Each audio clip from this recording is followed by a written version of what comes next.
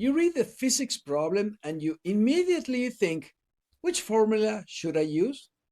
You scan your notes, you remember something that looks familiar, and you commit to it.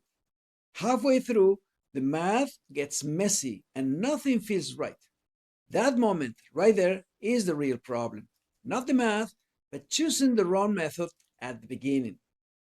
I'm the physics sensei, PhD in physics, black belt in karate, and 30 years teaching how to solve physics problems to college students just like you. And what I see over and over is students choosing the method too early before they understand what kind of problem they're actually trying to solve. When you choose the wrong method, the problem fights you the entire way. You keep pushing forward because you already started, even when the setup feels forced. That doesn't happen because you don't know physics. It happens because the decision was made before the situation was clear for you. Think about driving.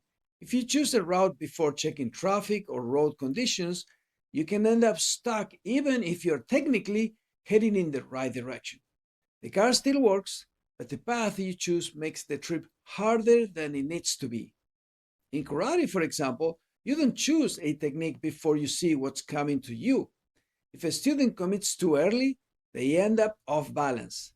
They don't fail because they lack skill, they fail because they choose the move before understanding the situation, skipping the foundation. Physics problems follow the same pattern. If you choose a method before understanding what is happening physically, the solution becomes complicated and fragile, even if the math is correct. So here's how to choose the right physics method every time. First, describe the situation in plain words before thinking about formulas.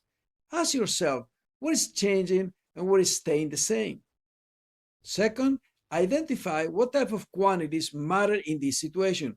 Are you dealing with motion, forces, energy, or momentum?